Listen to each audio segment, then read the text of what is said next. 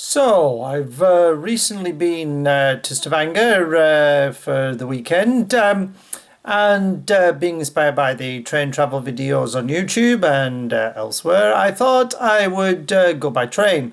It was an epic journey covering a total of 6 countries, 25 trains, 3,283 miles, which of course in kilometres is 5,285. So, how did it actually compare to those wonderfully slick travel videos that you see? The initial journey from London to was to Hamburg, which we went via Brussels. That went very smoothly indeed. The route from Brussels takes you via a change of train in Cologne. I'd left an hour for the connection in Brussels, which meant that I didn't have to stress like the fellow Eurostar passengers who were trying to make the short time to connection to Cologne. In Cologne, again, I left a good gap between the connections, which meant that there was time to grab a sandwich and have a brief look at Cologne Cathedral and other bits of Cologne. Then it was to Hamburg and an overnight stop. Now, for the second day of our train trip to Stavanger. This time, just one train. And yes, hello, you say hello. There we are. Yay, yes, we're so we're off on one train this time to Copenhagen. The train departed Hamburg on time, but didn't get very far before encountering a signal failure. After 2 hours, the signals started working again. The one advantage of being 2 hours late was that it meant I could go straight to the hotel and check in. I didn't have to carry my luggage around with me. Once checked in, it was off for a sightsee around Copenhagen. Again, it was just as well that I was not trying to do the Hamburg to Oslo journey in one day, which is possible according to some of the routings that you read, but that has to assume that everything runs smoothly. Day 3 was travel from Copenhagen to Oslo. Now, when I was researching the journey and the trip, I discovered that the train from Copenhagen to Gothenburg was replaced in part by a bus from Falkenberg.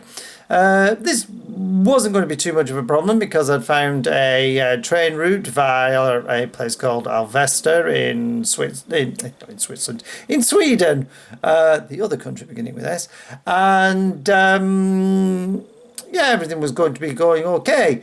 It went a little bit wrong in the morning when I came to try and put the Gothenburg to Oslo train onto the Interrail pass, only to find out, following a little bit of subsequent research, that there was no trains between Gothenburg and Oslo because of engineering work, and the only alternative was a bus that you had to pay for, and the bus was very booked up. It would have been about £25 on the bus. So I managed to find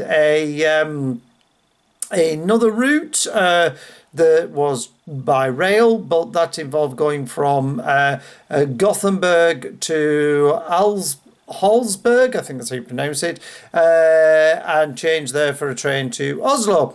So, what would have been a 9.25 hour journey from Copenhagen to Oslo turned into a 12-hour, 55-minute odyssey. However, there was some nice scenery. Day 4 was a non-travel day, so giving time to look around Oslo, which is a very nice city indeed. And then day 5.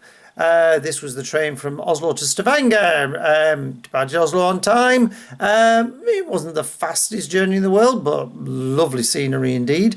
However, because of a shortage of rolling stock. We had to change trains in Kristiansand, and we went from a nice intercity train to a local train that had seen better days. But however, they didn't make it stop at all the local stations. It just followed the same stopping pattern as the express train that we were on would have done. So, how was the return journey? Well, started off okay. The train company from Stavanger to Oslo had managed to solve the rolling stock issue, but they don't want to keep life simple, do they? So they chucked in a rail replacement bus because of engineering works on the suburban lines in Oslo. After a night in Oslo, it was to the station again and back on a train to Gothenburg, yes, which was running this time. And getting to Gothenburg, we had to take the rail replacement bus to Falkenberg. Now, this was an interesting rail replacement bus journey because the bus driver was a little bit stressed over something. I don't speak Swedish, so I'm not quite sure what they were stressed about. I think it was something about actually having passengers on board, and the passengers actually had luggage. So I think that they didn't really want passengers or luggage, and they didn't seem to want prams as well because two people had prams. They were not happy bunny at all. However, this translated into a very fast journey because they were angry driving. So managed to get the train an hour earlier from Falkenberg, which turned out to be just as well that happened because looking forward to getting to Copenhagen earlier, that was dashed because the train got as far as Hellingsborg, and the train in front of us derailed because the lines had buckled in the heat.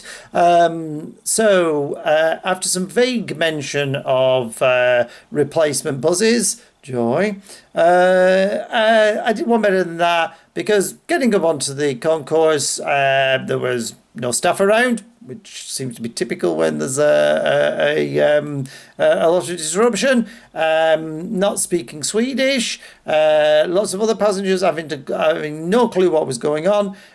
Looked at a map, found out that we weren't that far away from Denmark, and there was a ferry route, and there was a sign in the station saying ferry. So went and got a ferry, made a change from rail replacement bus, and then, after a very short ferry ride to where did you go to? That was Helsingør,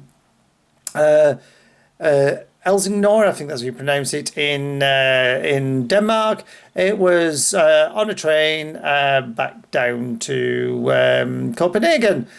After a night in Copenhagen, it was back on to the train to Hamburg.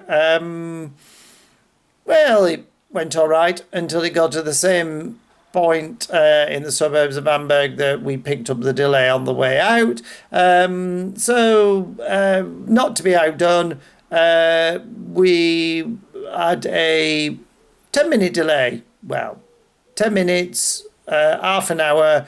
It's all the same to German railways because after half an hour they threw us off the train because luckily we were on a station and shoved us all into a very, very small local train, took us off to Hamburg Altona. Never been to Hamburg Altona, which was a different station in Hamburg, and then I had to work out how to get to the hotel from there, which was quite good because there was a city bus that took us all the way to the hotel. Then, after a couple of days in Hamburg, it was the journey back to London. Yes. So, with my experience of German railways, I was a little